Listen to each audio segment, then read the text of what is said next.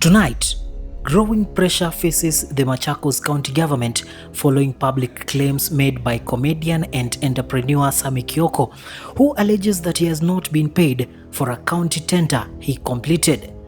The situation has escalated quickly, raising questions about accountability, transparency, and how counties handle service providers, especially young creatives. According to Kioko, the work was completed months ago under what he describes as an officially communicated tender arrangement. However, when payment delays persisted and communication stalled, the situation took a personal turn. Kioko has revealed that he was forced to sell his vehicle to cover urgent medical bills for his sister, explaining that the lack of payment placed severe financial strain on his family. So this morning, kwa wale wananijua, they really know that this car has been my blessing. It's been a big blessing for 8 years. Yeah. Sometimes as a man, you have to do what you have to do, even if it hurts. So this car, I don't want to say ati nauza gari. I just want to say I want to dispose it. Nataka kubariki pia mtu nayo with a good price. He says this was not a choice made for convenience, but an act of necessity. In an attempt to resolve the matter directly, Kioko went to the Machakos governor's office seeking an opportunity to speak with Governor Wavinya. However, he states that he was not granted access, despite waiting outside the office for an extended period. Following this, the governor's office released statements suggesting that Kioko was attempting to tarnish the governor's name and misrepresent the situation. For this particular case being addressed by social media, particularly one Kioko, he talked about having been given a business in Machakos County government, which he hasn't been given. My verification of the documents are submitted for that particular procurement activity. What guides us to know who are the proprietors of the business, basically the CR12. In this particular case, Kioko is not one of the directors of that particular company. The administration positioned the matter as an effort to generate public sympathy and controversy. The matter intensified further today after Kioko released video footage from a county government representative who asserts that there is no official record of any tender involving Kioko. The county source stated that no paperwork exists to verify the claims being made. This revelation has introduced a critical point of dispute. If there is no record, where did the instructions originate? Who communicated the assignment? And how was work commissioned and executed without documentation?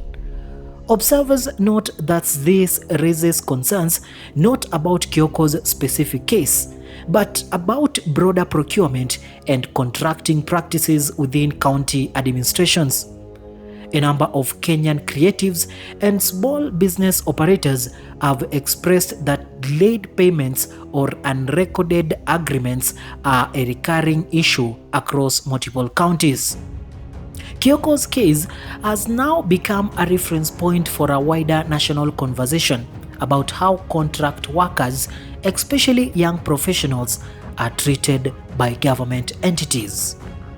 Compounding the financial pressure from the delayed payment, Kioko confirmed that he has now shut down his clothing businesses. He explained that ongoing financial instability, combined with the emotional toll of fighting for money he believes is owed, has left him unable to sustain the business's operations. It was just a call for us to see the governor. It was very urgent. Na kitu tulikuwa tunataka kuonea governor, hata tulikuwa tunataka ikuwe public. We just wanted payment na tumuongeleshe hatuelewe malipe. But now, because we have gone online and maybe we can't be able to access the governor, it is so good. Whatever we wanted to tell the governor, yeye haisikie. Haoni if it was right for us to go to look for her. The closure marks a significant setback for a young entrepreneur who had been celebrated for branching out beyond comedy to create sustainable income streams and employment opportunities. Public reaction has been swift and highly visible online. Across TikTok, X, Instagram, and WhatsApp community channels, Kenyans have expressed frustration, stating that this situation represents a wider pattern where youth talent is used for public benefit but not protected or compensated adequately. Many young Kenyans have said that they identify personally with Kioko's experience, calling it a familiar struggle. As of this evening, there are widespread posts online announcing and threatening a march to the Machakos governor's office on Tuesday, November 4th, with some users calling the demonstration an effort to demand transparency and accountability from the county government. At this stage, the demonstration remains an online mobilization discussion, and it is unclear whether it will materialize physically. However, the volume and intensity of the conversation indicate building public pressure that the county government may soon be required to address formally. Governor Wavinya has not issued a direct personal statement addressing Kioko's allegations in detail, and the county's commission so far has focused on discrediting the claims rather than clarifying documentation or tender procedures. Transparency groups and observers say that documentation will be central to resolving this dispute. If a tender existed, verification would be straightforward. If it did not, accountability for who authorized the work becomes necessary. What emerges from this situation is a case that touches on governance, public trust, and youth economic participation. For many, the question is no longer just whether Kioko will receive payment. It is whether county systems ensure clarity, traceability, and fairness when engaging citizens for services. It is also a moment that may influence how young professionals negotiate their value and contractual protections in future engagements with government institutions. As pressure mounts, the Machakos County government is likely to face increasing calls to either present official records confirming or refuting the work agreement, or initiate an internal investigation to determine whether procedural breakdowns may have occurred.